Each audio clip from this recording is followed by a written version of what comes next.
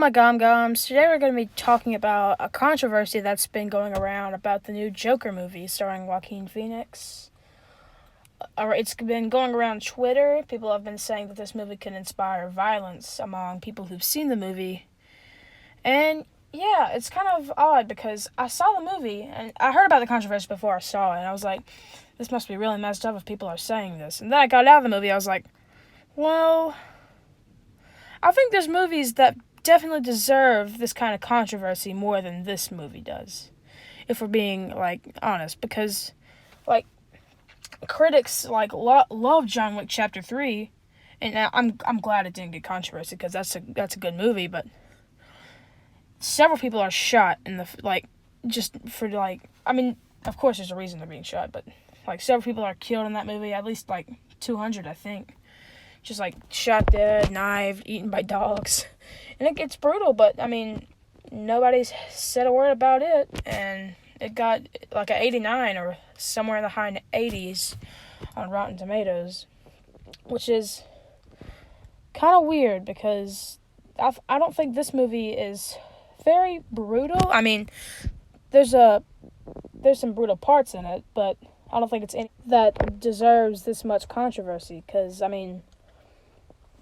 It's brutal. I'm not going to say that it's a sweetheart, fun for the family movie. It's heavy in some parts, but I've seen movies that are a lot worse than this movie that get zero attention. Not by zero controversy, I guess would be a better word, but get zero, hate about its use of brutality, I guess. And I feel like people are really unfair to this movie because I guess I'm going to assume that most people who are saying these things haven't watched the movie, which is totally unfair against the movie. And yeah, it's kind of stupid in my opinion. But people are going to think what they want to think. I can't stop that. If you think that this movie would inspire violence among the people who see it, then feel free not to go see it. You don't have to see it. But I recommend this movie very much. I think it's very good. And I'm not saying that everybody should probably see it, because I think a certain type of person, someone who with a mental illness or with, I guess, negative thoughts, probably should not see this movie, because I guess in that way it could lead to that. But I don't think we should blame, media for things that happen, because it's the same thing, because people hate video games because they inspire violence, apparently. But if you ask me, it's about the person rather than the thing that they watch or play. I think if you're going to, cause violence and you play a video game, I don't think the video game is the thing that does it. I think it's the person's thought process and how they react and think and stuff like that. So I think if you are healthy in the mind and you love superhero movies, I think you should check this movie out because it is a great movie. It's shot beautifully. Walkin Phoenix is absolutely golden as Joker and Arthur Fleck.